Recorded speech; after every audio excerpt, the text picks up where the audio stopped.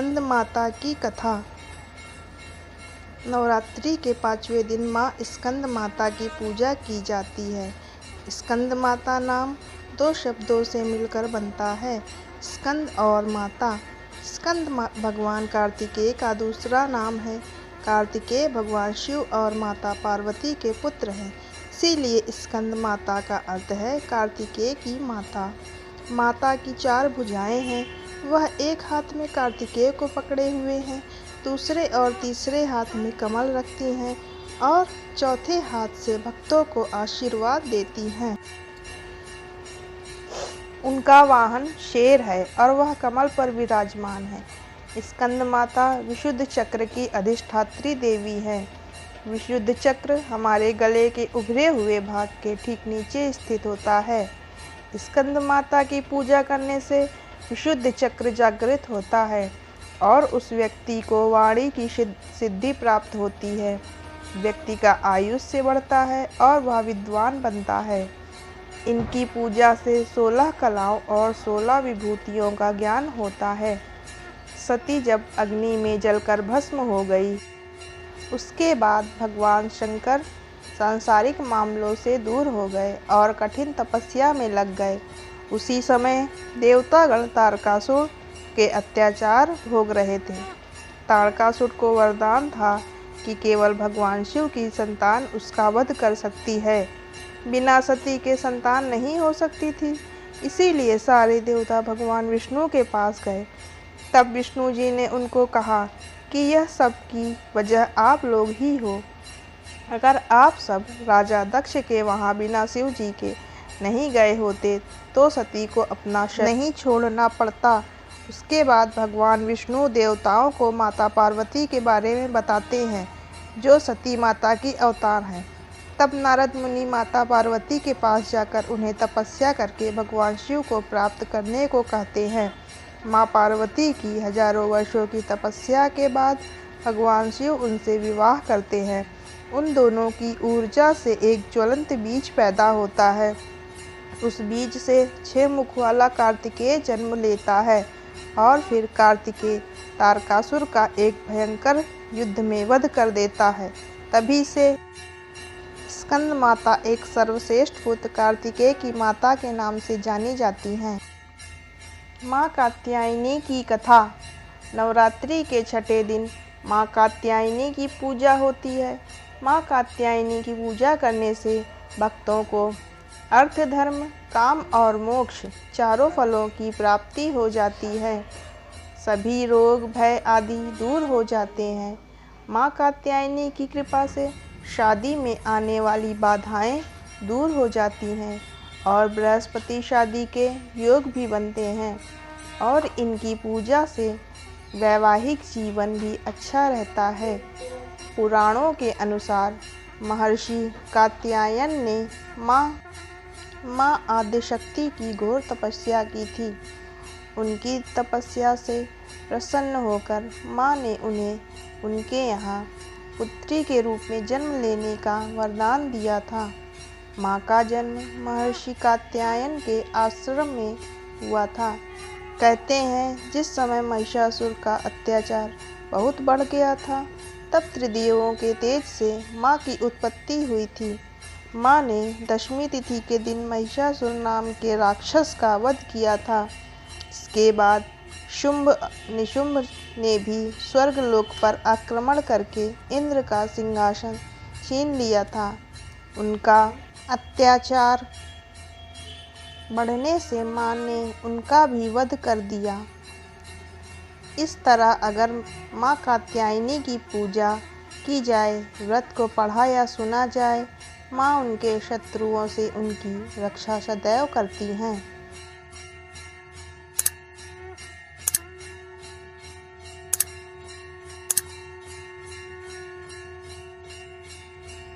माँ कालरात्रि की कथा।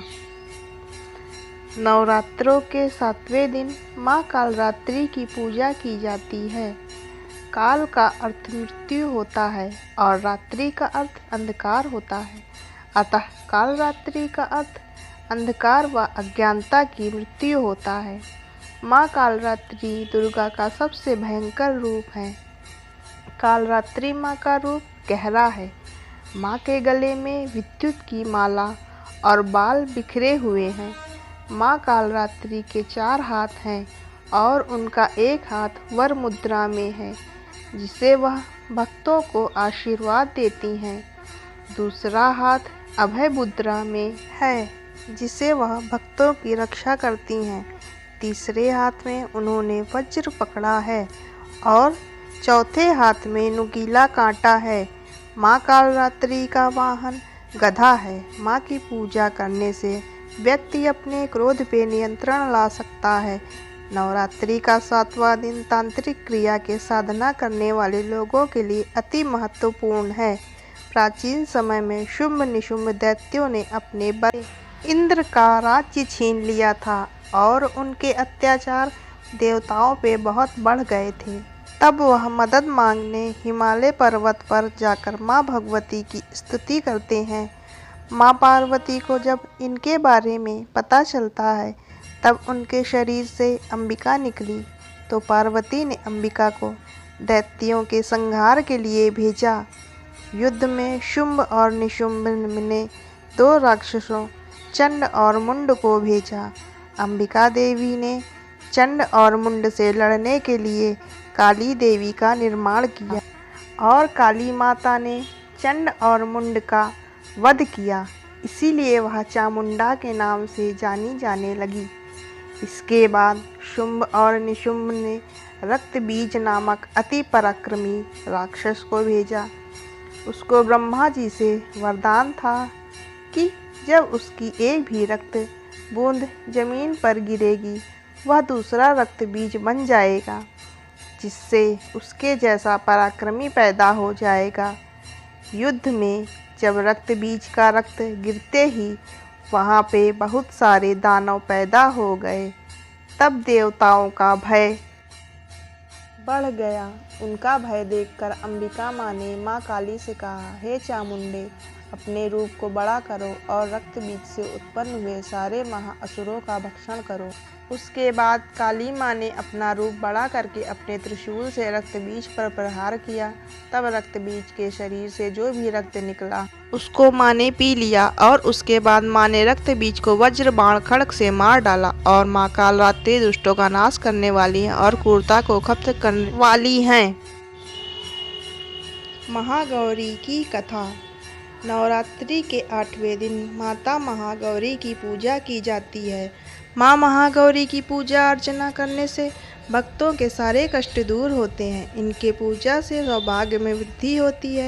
इनके दाहिने तरफ के ऊपर वाले हाथ में त्रिशूल धारण किया है और नीचे वाले हाथ वरदायिनी मुद्रा में है। बाएं तरफ के ऊपर वाले हाथ में अभय मुद्रा धारण किए हुए हैं और नीचे वाले हाथ में डमरू को धारण किया है। माँ का वाहन बैल है। माता पार्वती ने शिव जी के लिए कई सालों तक कठोर तपस्या की थी। जब भगवान शिव उनसे प्रसन्न हुए, तब उन्होंने माता को वरदान मांगने को कहा। माता ने वरदान में उन्हें ही मांग लिया। माता के कई सालों तक जंगल में रहने से और भूखे प्यासे रहने से वह काफ़ी दुर्बल और उनका रंग काला हो गया था। इसीलिए शिव जी ने उनके कमंडल से जल डालकर उन्हें गौर वर्ण का कर दिया। तब से वह महागौरी के नाम से जानी जाती हैं।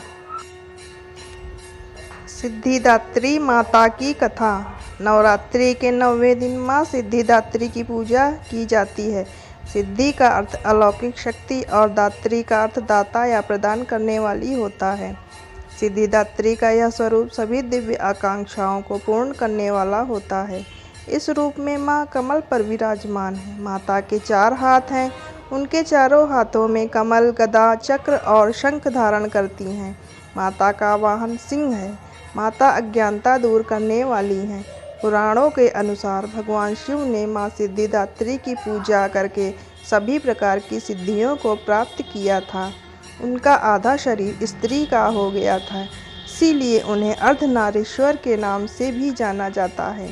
एक समय पे जब सृष्टि में अंधकार छा गया था, तब एक दिव्य शक्ति ने जन्म लिया, जो महाशक्ति के अलावा कोई नहीं थी। देवी शक्ति ने ब्रह्मा, विष्णु और महादेव की त्रिमूर्ति को जन्म दिया और तीनों को दुनिया के लिए अपने कर्तव्यों को निभाने के लिए अपनी भूमिकाओं को समझने की सलाह दी। उनके कहे अनुसार त्रिदेव एक महासागर के किनारे बैठ गए और कई वर्षों तक तपस्या की। तब माँ देवी ने सिद्धिदात्री के रूप में उन्हें दर्शन दिए और तीनों को अपनी शक्तियों के रूप में पत्नियां दी, ताकि वो लोग उनकी मदद से सृष्टि रचना का कारोबार कर सकें। और धीरे धीरे सृष्टि में सब कुछ निर्माण हुआ। इस तरह माँ सिद्धिदात्री की कृपा से सृष्टि की रचना, पालन, संहार का कार्य संचालित हुआ।